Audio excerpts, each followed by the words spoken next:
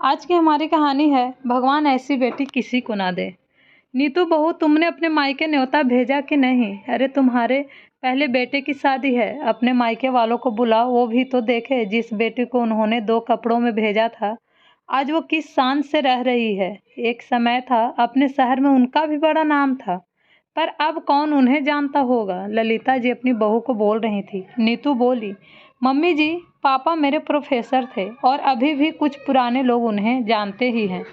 भाई दूसरे शहर में छोटी सी जॉब करता है, सारी चीज़ों की देखभाल भाभी करती हैं। फिर भी आप बोल रही हैं तो मैं बोल दूंगी। नीतू का पति दिलीप बोला, तुम्हारा भाई यहाँ हो या ना हो, तुम्हें अपने घर न्योता भेजना चाहिए। अरे मानता हूँ अब यहाँ तुम्हें सुख सुविधा ज़्यादा मिलती है, पर इसका मतलब ये तो नहीं कि तुम अपने मायके वालों को ही भूल जाओ।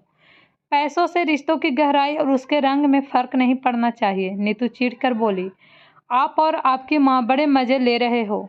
मानती हूँ मेरे मायके में सुख सुविधा और पैसा नहीं है, तो क्या इसकी जिम्मेदार मैं हूँ? अरे मेरे भाग में आपके घर में पैसों की बरसात हो गई, मायका कंगाल हो गया, तो मैं क्या कर सकती हूँ?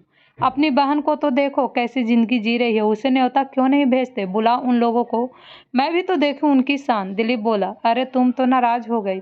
अब ससुराल वालों के लिए मजाक नहीं करूंगा तो किससे करूंगा? और सही कहा तुमने, विनीता के घर भी बोलना होगा। अब आए या ना आए, वरना कल को कहेगी भाई के पास पैसे हो गए तो भाई भूल गया। मैं माँ से को कह दूंगा, वो फ़ोन कर देगी। नीतू नाराज होकर बैठ गए। दिलीप बोला, अब छोड़ो पुरानी बातों को, खुशी का मौका है, हमारे बेटे की शादी है। 28 साल हम लड़ते झगड़ते यहाँ तक पहुँच गए। हमारा बड़े बेटे बहुत आ नहीं रहे हैं, अब उनकी खुशी के लिए हम भी खुशी मनाते हैं। चलो बाहर की तैयारी देखता हूँ, तुम घर की तैयारी देख लो। इतना कहकर वो घर से निकल गए। इधर सिमर, नीतू की भाभी, अपने ससुर प्रमोद बाबू से बोली, बाबूजी, नीतू दीदी के घर से न्योता आया है, उनके छोटे बेटे की शादी है, हम सबको बुलाया है, 2 दिन की छुट्टी लेकर आ रहे हैं। वो बोले, तुम्हारी बहू, तुम्हारी ननद पहले यहाँ कितनी आती थी, मायके को अपना सहारा समझती थी, जब से उसकी शानो शौकत बढ़ी यहाँ का रास्ता ही भूल गई। अब यहाँ आने से उसकी इज्जत जो घट जाती है, इसी गम में तुम्हारी सास भी इस दुनिया से चल गई। पहले तो रक्षाबंधन में आती थी, अब तो उसमें भी आना बंद कर दिया, बस एक राखी भेज देती है। कई साल हो गए उसे देखे हुए, अब उसे हमारी याद कैसे आई? सिमर बोली, बाबूजी, जो हुआ सो हुआ, उस पर मिट्टी डालो। क्या बेटी जैसा सहारा एक बहू नहीं दे सकती? अब रिश्ता है तो निभाना पड़ेगा ही। माँ जी के जाने के बाद मैं नहीं चाहती कि लोग ये कहें कि भाभी ने रिश्तेदारी निभाई नहीं। मैं हूँ ना, आप चिंता क्यों कर रहे हो? मैं सब संभाल लूँगी, किसी चीज़ की कमी नहीं होने दूंगी। सिमर के पति रवि दूसरे शहर में छोटी सी जॉब करता था। घर के हालत अच्छे नहीं थे, सोने का भाव इतना बढ़ गया था कि नया कुछ खरीदना सिमर की बस की बात नहीं थी। उसने अपनी पुरानी सोने का मांगटीका को साफ करवाया और बाजार से 1-3 साड़ी और मिठाई लेकर पैक करवा ली और पूरे परिवार के साथ अपने ननद के घर पहुंची। रात के समारोह था। सिमर ने तोहफे प्रमोद बाबू के हाथों से ननद को दिलवाया। सिमर तोहफे को देखकर उखड़ी हुई आवाज में बोली, बाबूजी, इसकी क्या जरूरत थी? मैं कौन सा मायके के सहारे बैठी हूँ? मैं बहू के लिए सब ले लिया, बेकार में लोग देखेंगे और हंसेंगे। आप तो बहू को आशीर्वाद ही दीजिए। ललिता जी आगे बैठकर पैकेट लेकर बोली, अब मायके से क्या आया है ये तो देखना ही पड़ेगा। उन्होंने साड़ी को देखते हुए कहा, ऐसी साड़ी तो हमने अपने ड्राइवर की बेटी को शादी में दी थी। नीतू की ननद विनीता साड़ी को लेते हुए बोली, भाभी, ये बहुत सुंदर साड़ी है, आप पर बहुत खिलेगी। और मायके की कोई चीज़ महंगी और सस्ती नहीं होती, बल्कि प्यार से लिपटा हुआ मायके का सहारा होता है। नीतू बोली, विनीता दीदी, अगर आपको ये पसंद है तो आप ही रख लीजिए, क्योंकि मैं और मेरी बहू तो ये नहीं पहन सकते हैं। प्रमोद बाबू बहू का चेहरा देख रहे थे। सिमर धीरे से बोली, बाबूजी, बोलने वाले तो बोलते ही हैं, हमने दिल से उपहार दिया है, बस यही बहुत है। तभी विनीता प्रमोद बाबू से बोली, बाबूजी, पिता का प्रेम और आशीर्वाद ही बहुत बड़ा सहारा होता है। पैसा तो हाथ का मैल है, कल आपके पास था, आज इनके पास है, न जाने कल किसके पास होगा। विनीता की शादी की भी एक संयुक्त परिवार में हुई थी। उसके पति का जनरल स्टोर था, दुकान चलाते थे। कोरोना काल में उसका बहुत नुकसान हुआ, जिसके कारण विनीता की हालत भी ठीक नहीं थी। मायके में पैसे होते हुए भी कभी भी मदद नहीं मिला और विनीता के पास जितना था उसमें ही वो बहुत खुश रहती थी। सर्दी का मौसम था, चारों तरफ मेहमानों के भी भीड़ थी। प्रमोद बाबू को थोड़ी सर्दी का एहसास हो रहा था तो सिमर ने जल्दी से अपने थैले से चादर निकाली और उन्हें दे दी। वहीं बच्चे चारों तरफ खाने पीने की चीज़ों को देखकर ललालियत हो रहे थे। कभी आइसक्रीम तो कभी चाट खा रहे थे। जब फोटो खिंचवाने का समय आया, नीतू की सास बोली, अरे बहू, मायके वालों को तो आगे लाओ। नीतू धीरे से बोली, आपको मेरे मायके वालों से बड़ी हमदर्दी हो रही है। आप अपनी बेटी को आगे क्यों नहीं कर लेती? यहाँ मेरे जान पहचान के बहुत लोग हैं, मुझे अपनी बेइज्जती नहीं करवानी है।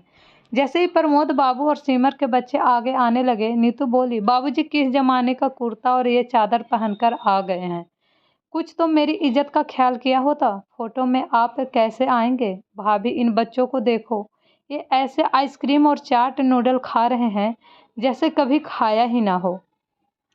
प्लीज़ आप लोग थोड़ा पीछे रहिए ताकि तस्वीरों में ना आ सके, वरना कल को मेरा मजाक उड़ाया जाएगा। बेटी के मुंह से ऐसी बातें सुनकर प्रमोद बाबू का हृदय छलनी हो गया। वो बहू से बोले, बहू मुझे यहाँ से ले चलो, मेरा दम घुट रहा है। सिमर का पति बोला, हाँ सिमर चलो, यहाँ हमारे लिए कुछ भी नहीं है रखा है, बेकार में अपनी बेइज्जती करवाने से क्या फ़ायदा। ऐसा समारोह हमारे लिए नहीं है, यह सब मौज मस्ती में लगे थे। तभी नीतू की ननद विनीता आई और बोली, बाबूजी ऐसे मत जाइए, खाना खा कर जाइए, घर पहुंचने में आपको 6 से 7 घंटे लग जाएंगे। आप थके हारे आए हैं और ऐसे ही चले जाएंगे? यहाँ तो लोगों के आंखों पर पैसे की चमक है। दूसरों का छोड़िए, मेरी माँ ने भी तो पैसों का चश्मा पहन लिया है। फिर मैं अपने भाई और भाभी से सहारे की उम्मीद कैसे रख सकती हूँ? आप रुकिए, मैं रास्ते के खाने के लिए आपके लिए कुछ लेकर आती हूँ। सब जाने लगे। सिमर दोनों बच्चों का हाथ थामे थी। सिमर का पति ऑटो लेने के लिए गए, तभी वहाँ नीतू आई और बोली, क्या हुआ? आपने ऐसी शादी कभी नहीं देखी होगी, इसीलिए आपको यहाँ मन नहीं लगा होगा, तभी आप सब जा रहे हैं। सिमर बोली, ऐसी बात नहीं है दीदी, घर पहुँचते पहुँचते बहुत रात हो जाएगी, इसलिए अब हम चलते हैं। ललिता जी बोली, अरे आप लोग एक ही थैला लेकर आए थे जो हमारी बहू को उपहार में दे दिया, फिर जाने से पहले 2 थैले कैसे हो गए आपके पास? नीतू भी आश्चर्य से देखी तो ललिता जी बोली, अरे आपके हाथ में ये क्या है? लोग तो बेटी के घर का पानी भी नहीं पीते, आप यहाँ से क्या ले जा रहे हैं? विनीता कुछ बोलती उससे पहले ही नीतू ने कुछ संबंधी मुंह दबाकर हंसने लगे। सिमर ने के सब्र का बांध टूट गया। उसके ससुर के हाथों से थैला लेकर उसके सामने खोल दी और बोली, ननद रानी, इतना कुछ होते हुए भी जिसका मन इतना छोटा हो, उससे भला कोई क्या ले जा सकता है? जिस इंसान ने आपको जन्म दिया, उसे आपने सहारे की जगह सरेआम रुसवा होते हुए देख रही हैं। नीतू बोली, मैं तो बस देख रही थी, मैंने दिखाने के लिए तो नहीं बोला। वहीं विनीता बोली, भाभी, ससुराल में मायके की इज्जत बनी रहे, ये जिम्मेदारी बेटियों की होती है। पर मैं आपसे भी क्या बोलूं, जब मेरी माँ मेरे मायके में मेरी इज्जत नहीं रहने देती, तो वो बहू के मायके की इज्जत क्या करेगी? प्रमोद बाबू सिमर से बोले, बहू, अब एक पल भी अगर मैं यहाँ रुका तो मैं प्राण त्याग दूंगा, मुझे घर ले चलो। नीतू बोली, मैं ऐसा क्या कह दिया कि बेटी से बढ़कर आपके लिए बहू हो गई और आप ऐसी बातें कर रहे हैं? सिमर बोली, ननद रानी, मैं बहू होकर सहारा दे सकती हूँ, पर आप जिस माली ने हर धूप से आपको बचाया, हर पल आपका सहारा बना रहा, आप आज आपने सरेआम रुसवा किया। सिमर बोली, चलिए बाबूजी, मैं बहुत खुशकिस्मत हूँ कि मुझे आप जैसे पिता का साथ मिला। मायके में माता पिता तो अब रहे नहीं, मैं बहुत भाग्यवान हूँ जो आपकी सेवा का मौका मिला। जिसने अपने माँ बाप को ठुकराया, किस्मत कितनी देर तक उसके साथ रहेगी? तभी सिमर का पति आया और पूरे परिवार को अपने साथ लेकर चले गए।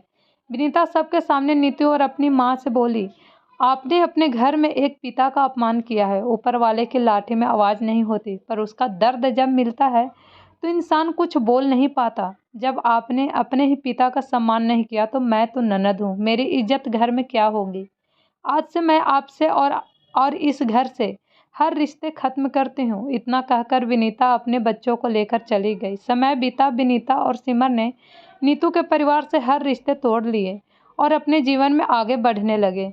इधर वक्त की मार नीतू के परिवार पर जब पड़ी, तब उसे एहसास हुआ कि अब मायके का भी सहारा नहीं। उसने अपने जीवन में एक ऐसा पाप किया है जिसकी माफ़ी नहीं मिल सकती। बड़ा बेटा विदेश में जा बसा था और छोटे बेटे बहू ने धोखे से सब कुछ अपने नाम करवा लिया।